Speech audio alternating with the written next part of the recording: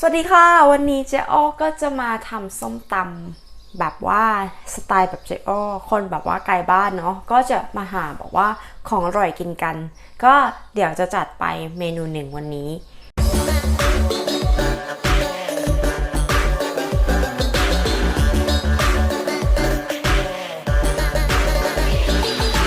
You know papaya salad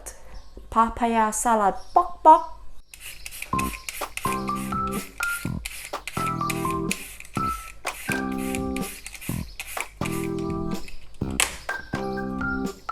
ที่จะอ้อมีก็จะมีโคกเอาไว้ตำแล้วก็มีมะเขือ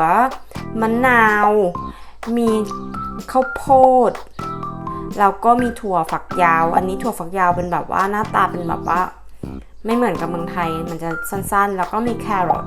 แล้วก็มีกระเทียมอยู่ในนี้อีกลูกหนึ่งซึ่งจะเอาไปไว้ไหนไม่แน่ใจนี่มีกระเทียมกับพริกนะคะแล้วก็มีน้ำตาลทรายจะเลือกที่จะเป็นน้ำตาลทรายแบบว่าน้ำตาลทราย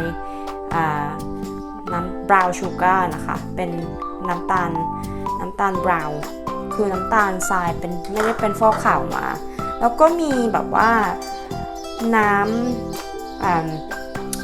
ปลาอันนี้เลือกเอาอยากได้แบบไหนแล้วก็มีน้ำปลานิดนึงเพื่อความเค็ม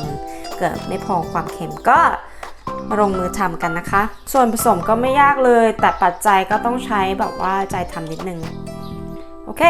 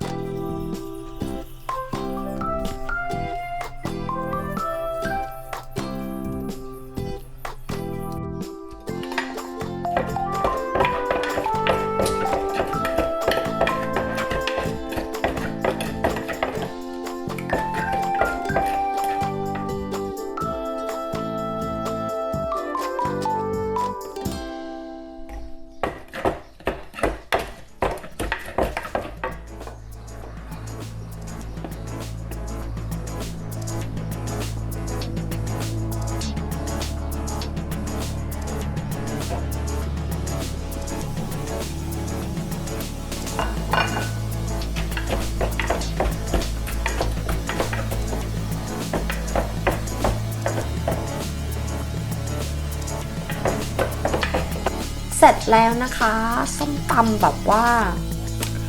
จะเป็นแนวแบบว่า international มากก็เดี๋ยวไปหม่ำก่อนใส่พริกไปสัก3 เม็ดน้อยๆก็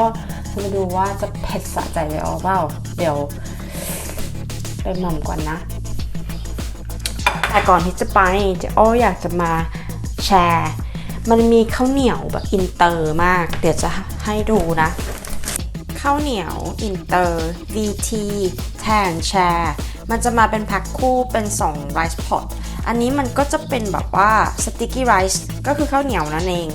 เราก็จะจับไปโยนใส่ไมโครเวฟสักนิดนึงนาทีในไมโครเวฟก็จะได้ข้าวเหนียวมาแล้ว1 อย่างเราก็จะเป็นหม่ำกันเลยนะจ๊ะบายบายวันนี้เจ๊อ้อลาไปก่อนเจ๊อ้อก็จะเป็นหม่ำเป็นมือทั้งวันของเจ๊อ้อแล้วยังไงอย่าลืมติดตามนะคะแล้วอย่าลืมกด subscribe ยังไงเดี๋ยวจะพาไป explore the UK ด้วยกันนะคะ Thank you for watching